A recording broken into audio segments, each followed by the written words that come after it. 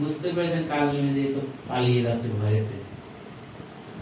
যখন এরকম বুঝতে পারলেন যে ভয়ে পালিয়ে আছেন, কাল নেমেও দৌড়াচ্ছেন, কৃষ্ণ দৌড়াচ্ছে, আর মাঝে মাঝে এমন ভাব দেখাচ্ছে কৃষ্ণ যে এই ধরা পড়লো এরকম ভাব, এরকম দেখাচ্ছেন। কিন্তু ভগবান কি ধরতে পারে? এরকম করতে করতে ভগবান গুহার ভিতরে প্রবেশ করলেন। সেখানে মুস্কুন্দ রাজা ছিল। মুস্কুন্দ রাজা দীর্ঘ তপস্যা করার পরে দেবতাদের অসুরে যুদ্ধ হচ্ছিল। এখন মুস্কুন্দ দেবতারা হেরে যাচ্ছিল, দেবরাজ ইন্দ্র হেরে যাচ্ছিল। এই জন্য মুস্কুন্দ রাজাকে ডেকেছেন। মুস্কুন্দ রাজা দেবতাদের হয়ে যুদ্ধ করতে গেছেন। দেবতাদের হয়ে বহু বছর যুদ্ধ করেছেন। যখন ওখানে গিয়ে যুদ্ধ করেছেন, তার এদিকে আমাদের পৃথিবী লোকের সময় অনুসারে কত যুগ পেরিয়ে গেছে তার ঠিক নেই। এখন মুস্কুন্দ রাজার পরিবারে যারা যা ছিল সবাই এই জগৎ থেকে চলে গেছেন। যখন এরকম বলছেন যে যুদ্ধ হয়ে গেছে, এখন জয়ী হয়ে গেছেন দেবতারা, এখন বলছেন যে ফিরে যেতে চাই মুস্কুন্দ রাজা। তার দেবতা ইন্দ্র বলছে আপনি কোথায় যাবেন? সেখানে তো আপনার আর কেউ নেই। বলে কেন? আমি তো মাত্র কতদিন যুদ্ধ করে এসেছি। বলছে আপনি এতদিন এই কয়েকদিন যুদ্ধ করতে এসেছেন ঠিক আছে, কিন্তু দেব পরিমিত সময়, আপনাদের পিতৃলোকের পরিমিত সময় অনেক যুগ চলে গেছে। এই জন্য ওখানে আর কেউ আপনার আত্মীয় স্বজন কেউ জীবিত নেই। তা আপনি আর ওখানে গিয়ে কি করবেন? তাহলে মুস্কুন্দ রাজা বলেন ঠিক আছে, তাহলে যুদ্ধ করে আমি খুব পরিশ্রান্ত হয়ে গেছি, আমাকে বিশ্রামের জন্য ব্যবস্থা করেন, আর আমার নিদ্রায় যেন কেউ বিঘ্ন না করে। দেবরাজ ইন্দ্র বর দিয়ে দিলেন যদি কেউ নিদ্রায় বিঘ্ন ঘটায় তাহলে তুমি তার দিকে দৃষ্টিপাত করলে সে বসে।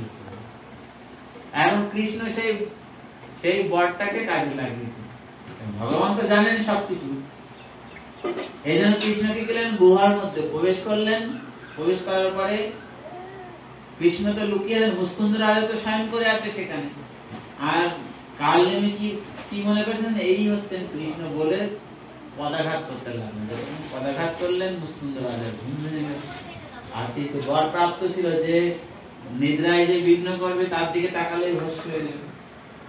তখন কি করলেন? যখন মুস্কুন্দ রাজা যখন কাল নেমের দিকে তাকালেন, কাল নেমে পুড়ে ভস্ম হয়ে গেল। তখন ভগবান দর্শন দিলেন মুস্কুন্দ রাজাকে। তখন মুস্কুন্দ রাজা এই শ্লোকটি বলেছিলেন, ভবাপবর্গ ভূমত যদ ভবে জনস্য তৈ অচ্যুত সৎসঙ্গ।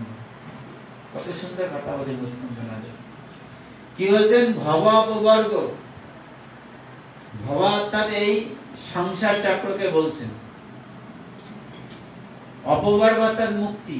বলছে জীবের যতক্ষণ এই সংসার চক্র থেকে মুক্তির সময় না হয়, বলছেন ভবা অপবর্গ ভ্রমত যদ ভাবে।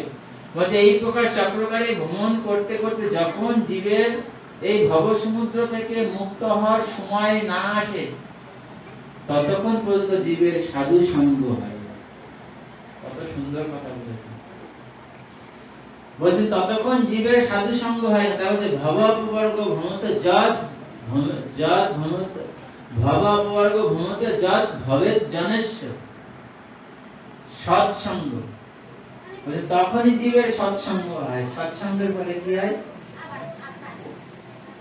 বলছে সৎসঙ্গের ফলে কি হয়? ধীরে ধীরে ভগবানের কথায় শ্রদ্ধা রতি উৎপন্ন হয়।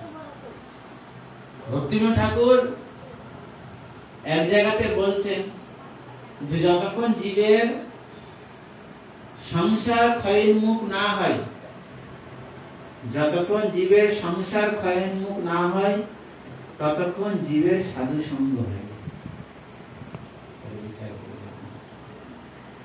আমাদের সত্যি সৌভাগ্য যে আমরা এই প্রকার সকলে সমবেত হয়েছি কিছু ভগবানের কথা শ্রবণ কীর্তন করার জন্য।